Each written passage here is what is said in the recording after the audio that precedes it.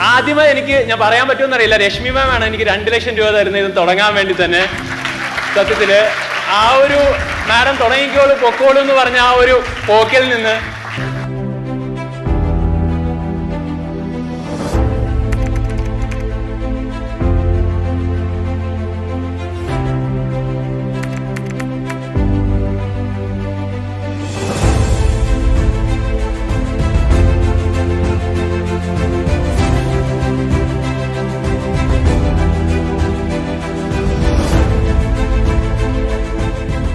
Hello everyone, ഞാൻ doctor Rashmi. ഞാൻ അനന്തുവിൻ്റെ ടീച്ചറാണ്. ഞാൻ ആലപ്പുഴ മെഡിക്കൽ കോളേജിൽ അസിസ്റ്റന്റ് പ്രൊഫസറായിട്ട് വർക്ക് ചെയ്യുന്നു. ഇപ്പോൾ 10 വർഷമായി ഞാനിവിടെ ഫിസിയോളജി ഡിപ്പാർട്ട്മെൻറ്റിൽ വർക്ക് ചെയ്യുകയാണ്.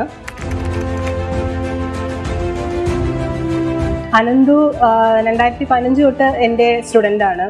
അവൻ്റെ ബാക്ക്ഗ്രൗണ്ടൊക്കെ അറിഞ്ഞപ്പം എനിക്ക് ഒരുപാട് അവനോട് സ്നേഹവും അവൻ്റെ ആ കഷ്ടപ്പാട് കണ്ടപ്പോൾ അവനെ സഹായിക്കണമെന്നൊക്കെ എനിക്ക് തോന്നിയിട്ടുണ്ട്.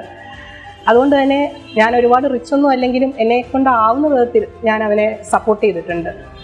അങ്ങനെ ഇരിക്കുമ്പോഴാണ് ലാസ്റ്റ് ഇയർ ഫൈനൽ ഇയർ അവൻ പരീക്ഷയ്ക്ക് പഠിച്ചുകൊണ്ടിരിക്കുമ്പോൾ അവൻ ഈ ഇടനാഴിയിൽ ഓടി വന്നിട്ട് എൻ്റെ അടുത്ത് ചോദിക്കുന്നത്, മാഡം ഇങ്ങനെ ഒരു ആപ്പ് തുടങ്ങണമെന്നുണ്ട്. അന്ന് അവൻ ഒരുപാട് സാമ്പത്തിക പ്രശ്നത്തിലൂടെ പോയിക്കൊണ്ടിരിക്കുന്ന ഒരു സമയമാണ്. അപ്പം അവനിത് MBBS തുടർന്ന് പഠിക്കണോ അതോ ആപ്പിന് ഉണ്ടാക്കുന്നതിൽ ശ്രദ്ധിക്കണോ എന്നുള്ളൊരു കൺഫ്യൂഷനിലായിരുന്നു അവൻ. അപ്പം അന്നത്തെ അവൻ്റെ ഒരു സ്ഥിതി എന്ന് പറഞ്ഞാൽ അവന് ഹൗസിംഗ് ലോണുണ്ട്, വണ്ടിയുടെ ലോണുണ്ട്. അങ്ങനെ 2 ലോൺ അടച്ചുകൊണ്ടിരിക്കുന്ന ഒരു സാമ്പത്തിക പ്രതിസന്ധിയിലൂടെ പോകുന്നൊരു കാലഘട്ടമാണ്. അതിനിടയ്ക്കാണ് അവൻ ഈ ആപ്പ് തുടങ്ങണം എന്ന് പറഞ്ഞ് വരുന്നത്. അപ്പം ഞാൻ പറഞ്ഞു, നീ ഇത്രയും എക്സ്പേർട്ടായിട്ടിരിക്കുമ്പം നീ അത് കൈവിട്ട് കളയണ്ട, നിനക്ക് എന്നാലും ഇത് എഴുതിയെടുക്കാം, നീ അതിന് ശ്രമിക്കുക തന്നെ വേണം. പക്ഷേ ഈ ആപ്പ് ഡെവലപ്പ് ചെയ്യുക എന്നുള്ള ഒരു കാര്യം നീ കൈവിട്ട് കളയണ്ട എന്ന് പറഞ്ഞു. അവിടെ നിന്നാണ് അവൻ ആ ആപ്പ് തുടങ്ങാനുള്ള തീരുമാനം, അവനത് നടത്താം അല്ലെങ്കിൽ അവനതിനൊരു ശക്തി കിട്ടിയത് അവിടെ നിന്നാണ്. പിന്നീട് ഞാൻ ആലോചിച്ച് നോക്കിയപ്പോൾ ഇവൻ ഇതെല്ലാം പറയുന്നെങ്കിലും അവൻ്റെ കയ്യിൽ തീരെ പൈസ ഉണ്ടാവത്തില്ല എന്നുള്ളത് എനിക്ക് തോന്നി. അപ്പോൾ അവനെ സാമ്പത്തികമായിട്ട് അവനെ ഹെൽപ്പ് ചെയ്യണമെന്ന് ഞാൻ വിചാരിച്ചു. അപ്പോൾ എൻ്റെ കയ്യിലും പൈസയൊന്നുമില്ല. അങ്ങനെ ഞാൻ എൻ്റെ സ്വർണം കൊണ്ടുപോയി പണയം വെച്ചിട്ടാണ് അവന് ഒരു 2 ലക്ഷം രൂപ ഞാൻ അവൻ്റെ കൊടുക്കുന്നത്. അപ്പം അവനെ ഓരോരോ ചെറിയ ചെറിയ ആവശ്യങ്ങളായിട്ടാണ് വരുന്നത്. ചെറിയ സ്റ്റുഡിയോ തുടങ്ങണം, ചെറിയ ഒരു ഇരിക്കാൻ നല്ലൊരു ചെയർ വാങ്ങിക്കണം, നല്ല ഒരു വീഡിയോ ഷൂട്ട് ചെയ്യാൻ ഒരു ചെറിയ ക്യാമറ വാങ്ങിക്കണം. അപ്പോൾ ചെറിയൊരു പ്രോജക്റ്റായിട്ട് തുടങ്ങിയ ഒരു സംഭവമാണ് സൈലം.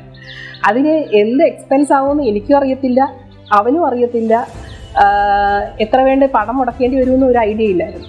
എന്നാലും അവനെ ഹെൽപ്പ് ചെയ്യണമെന്നുള്ളൊരു മെൻറ്റാലിറ്റിയിലാണ് ഞാൻ, എനിക്ക് പറ്റുന്ന ആ രീതിയിലാണെങ്കിൽ തന്നെ ആ റിസ്ക് എടുത്ത് ഞാൻ മുന്നോട്ട് ഇറങ്ങിയത്. അതുകൊണ്ടാണ് ഒരു കോൺഫറൻസിൻ്റെ ഭാഗമായിട്ട് ഒരു പ്രസൻറ്റേഷൻ ചെയ്യണമായിരുന്നു. അതിന് വേണ്ടിയിട്ടാണ് ഞാൻ കോഴിക്കോട് വരെ യാത്ര ചെയ്ത് സൈലത്തിൻ്റെ ഓഫീസ് കാണാനായിട്ട് ചെല്ലുന്നത്. അന്ന് ഞാൻ കാണുമ്പോൾ അവൻ്റെ ആ സ്റ്റുഡൻറ്റിൽ നിന്ന് അവനൊരു CEO ആയി കഴിഞ്ഞിരുന്നു. അവനൊരു മീറ്റിങ്ങിൽ നിന്ന് ഇറങ്ങി വരുവാണ്. ഒരു വലിയൊരു മുറിയിൽ നിന്ന് നിറയെ കസേരകളും ഒരുപാട് സ്റ്റാഫും ഒക്കെ ഉള്ളൊരു റൂമിൽ നിന്ന് അവൻ ഇറങ്ങി വരുവാണ്. പിന്നെ അവിടെ തന്നെ ഒരുപാട് ടീച്ചേഴ്സും ഉണ്ട്, ഒരുപാട് സ്റ്റുഡിയോസും ഉണ്ട്. അപ്പോൾ അത് ഇതിന് കോൺഫറൻസിന് പ്രസൻറ്റ് ചെയ്തതിന് ശേഷം അവൻ കൊണ്ടുപോയിട്ട് ഈ ഹോസ്റ്റലുകളും ക്ലാസ് എടുക്കുന്ന ബിൽഡിങ്സും അതിനുള്ള ബസ്സുകളും പിന്നെ അവൻ വാങ്ങിക്കാൻ പോകുന്ന ആ സൈലത്തിന് വേണ്ടിയിട്ടുള്ള ആ വലിയ മോൾ അതൊക്കെ കാണിച്ചു തന്നു. സത്യം പറഞ്ഞാൽ മനസ്സിങ്ങനെ അത് കണ്ടിട്ട് സത്യം പറയാൻ കോരിത്തരിക്കുകയാണ് ചെയ്തത്. ഇത്രയും നല്ല ഒരു ഇതിന് വേണ്ടിയിട്ട് എനിക്ക് നിമിത്തമാവാൻ പറ്റിയല്ലോ എന്ന് ആലോചിച്ചിട്ട് എനിക്ക് ഒരുപാട് സന്തോഷം. എൻ്റെ ജീവിതത്തിൽ ചെയ്ത ഒരു വലിയൊരു കാര്യമായിട്ട് ഞാനതിനെ കാണുന്നു. TDMC ക്യാമ്പസിനെ കുറിച്ച് പറയുകയാണെങ്കിൽ ഇവിടെ ഇപ്പോൾ 10 വർഷമായി ഞാൻ. ഇത്രയും പച്ചപ്പും ഇത്രയും വൈബും ഉള്ളൊരു ക്യാമ്പസ് നിങ്ങൾക്ക് വേറെ ഒരു മെഡിക്കൽ കോളേജിലും കാണാൻ കിട്ടത്തില്ല. ടീച്ചേഴ്സ് ആണെങ്കിലും സ്റ്റുഡൻസ് ആണെങ്കിലും ഭയങ്കര വൈബാണ്, നല്ല പോസിറ്റിവിറ്റിയാണ് ഇവിടെ വന്നു കഴിഞ്ഞാൽ തന്നെ. ഇവിടെ വന്നു കഴിയുന്ന ഓരോ സ്റ്റുഡൻസും ഭയങ്കരമായ ഒരു മെമ്മറീസോട് കൂടിയാണ് അവർ തിരിച്ചു പോകുന്നത്. അവർ എന്നും ഇവിടെ തിരിച്ചു വരികയും ഇവിടെ കുറച്ച് സമയം സ്പെൻഡ് ചെയ്യുകയും ചെയ്യും.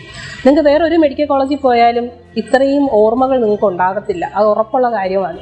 ഇത്രയും മനോഹരമായൊരു ക്യാമ്പസ് നിങ്ങൾക്ക് വേറെ എങ്ങും കിട്ടത്തില്ല.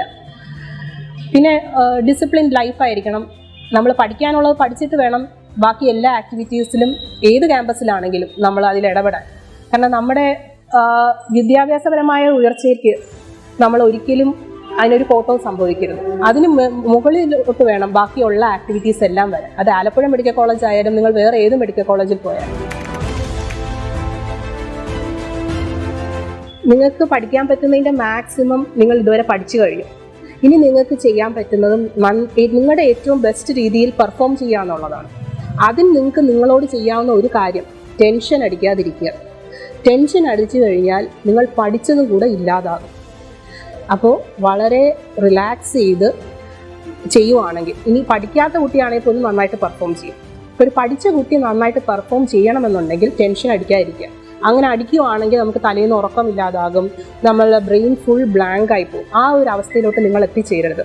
നന്നായിട്ട് ഉറങ്ങുക. ഇനിയുള്ള ദിവസങ്ങളിൽ 8 മണിക്കൂർ നല്ലോണം ഉറങ്ങണം. കാപ്പിയോ അല്ലെങ്കിൽ അങ്ങനെയുള്ള ബ്രെയിൻ കൂടുതൽ ആക്ടിവേറ്റ് ചെയ്യുന്ന കാര്യങ്ങളൊന്നും നിങ്ങൾ കുടിക്കരുത്. അത് ബ്രെയിൻ വിൽ ഗെറ്റ് എക്സോസ്റ്റഡ്.